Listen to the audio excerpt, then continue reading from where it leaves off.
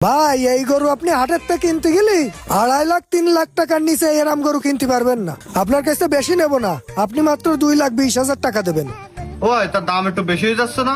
ভাই এ গরু ঘাস বিছালি খেয়ে মানুষ হয়, এই গরু ফিড আর ট্যাবলেট খেয়ে মানুষ হয় না। ও ভাই, তা গরুর দাম আর একটু কম করা যায় না? তা আপনি যখন করছেন তাহলে ওই সমান সমানই দেবেন, 2 লাখ টাকাই দেবেন আপনি। ভাই ঠিক আছে, সমস্যা নেই, আপনার সেই 2 লাখ টাকায় আমি দিচ্ছি। এই নেন, টাকাটা গুনিয়ে নেন।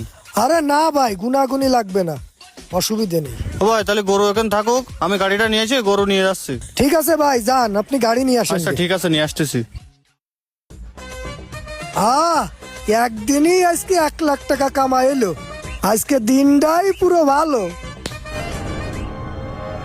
এ ভাই এদিকে কোনে গেলেন? ও ভাই, এই বাড়িতে একটা গরু কিনেছি 2 লাখ টাকা দিয়ে, তাই নিয়ে যাবো, তাই গাড়ি আনতে যাচ্ছি। কি 2 লাখ টাকা দিয়ে? আমার গরু ব্যাপারী 1 লাখ টাকা দিয়ে কিনে 2 লাখ টাকা বিক্রি করলো। ঠিক আছে ভাই, যান। ভাই গরু বিক্রি হয়ে গেছে। তা গরু কয় টাকা বিক্রি করেছেন? গরু কয় টাকা বিক্রি করেছি কি না করেছি তা তো তোমার শুনে লাভ নেই। আপনি যে কাজটা করলেন, সে কাজটা কি মোটেও ঠিক কাজ করলেন? সকালে 1 লাখ টাকা দিয়ে গরু কিনে বিকেল বেলা 2 লাখ টাকা বিক্রি করলেন, মানে একদিনে 1 লাখ টাকা ব্যবসা। আমরা গরু পুষিয়ে যেটা করতে পারিনি, আপনি গরু না পুষে তার চেয়ে বেশি লাভ করলেন। অত কথা তো আমি শুনবো না, এইটা আমাকে ব্যবসা।